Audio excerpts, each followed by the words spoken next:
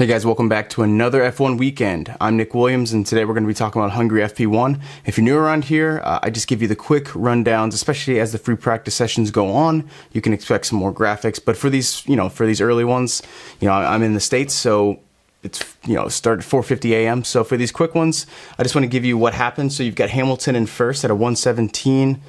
Spot 223, Max just behind, plus 165, Vettel plus 166. So a tenth and a half separating the top three, which is good. You really want to see that. Now, the one thing not to be fooled about is Max in second. He was very uncomfortable. A couple spins throughout his time on the track in FP1. Gasly in fourth, plus 449.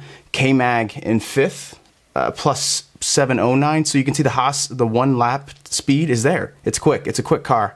And this 95% of the race is over after qualifying. So look for Haas to quote unquote surprise. But I think Haas, if they can keep it together and have good engine, everything will go smoothly. So you got Leclerc at plus 0.905. Then you've got Hülkenberg in seventh at 1.184.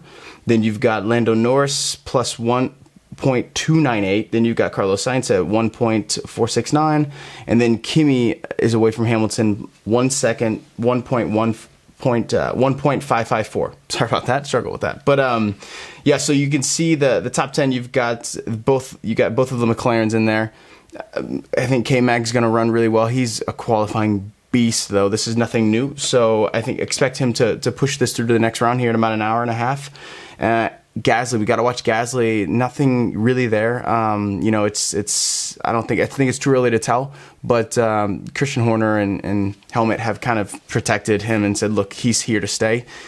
Red Bull's notoriously brutal, though, so we'll see. He just got to have a good weekend. And Valtteri, no time set. So the big news out of this is Valtteri, no time. Lewis ran 41 laps and 20 of them on the softs, so he's definitely doing the heavy lifting for the Merc team and the aerodynamic team. But there's a couple of different storylines, that being one, Valtteri just not even running.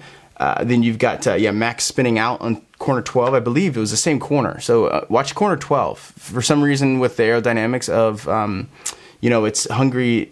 It's not a power circuit. It's not known to be a power circuit. And I think Merc, as good as the Red Bull car is going to be in this at this track, I think Merc's going to be powerful in the downforce tracks. So the speed and the low speed corners. So I think this is Merc's track. This is their race to lose. But it's easy to get on the Mercedes hate bandwagon if you just want to shake things up a little bit. But I really do think this is theirs to lose with how they do in these low speed corners. Charles Leclerc, because he's got a new wing on his car. Racing Point got more upgrades. So despite more upgrades, Sergio and Lance both spun out, so they were both having some troubles. The rain picked up. It was it was fairly heavy. I'm not going to say really heavy. It was decent. For all those expecting rain again, I think it's going to hold off. But it did rain in FP1 just about 20 minutes in. So watch out for that. It looks like it's in the forecast, but it's touch and go. You've got actually Christian Horner on the pit wall, so that should be really interesting.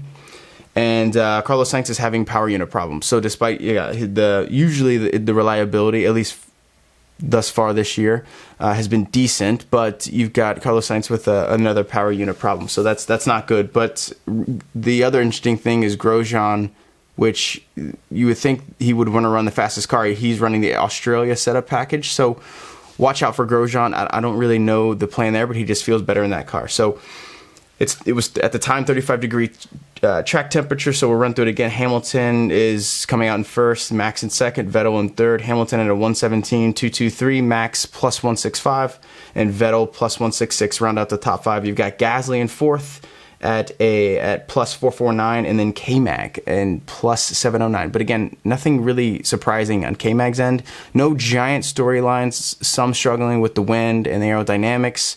And just really the story is, how is Valtteri going to come out in the second session? He really has to have a good session. Sebastian Vettel looks pretty good. He definitely looks a lot more confident driving that car. Charles Leclerc's having some issues, more issues than Vettel at least. They both were running, a decent amount for FP1, nothing crazy except, for Valtteri running 2 laps before his power unit's out of there. So no major crashes or anything like that, no major drama, a little bit of rain. And FP2, I think FP1 was obviously, if you missed it, this is why you're watching. I'll give you the 6-minute quick rundown. You didn't miss much. But FP2, I think, will be more telling because people are going to have to push their car a little bit more, especially Merck, who you could see Valtteri going out and really wanting to get the data. So him pushing a little bit. He hasn't been in great form. So watch out to see how the nerves do with him. But we'll see. I expect Grosjean to move up quite a fair amount. I expect Max to honestly experience more problems. So watch out for Max more problems in FP2. It's too quick to tell who I really think how the grid is going to pan out through qualifying. So we'll see in the next session, and I'll make a prediction in FP2. And you guys can tell me what you think if you watched FP1, but I'm just going to give you the summary because you didn't miss much. So thanks a lot, guys, and I'll be back here shortly with FP2. I'll give you some more graphics and stuff like that. But thanks for checking this out. Subscribe if you want more, and look forward to giving you guys some more content. Thanks.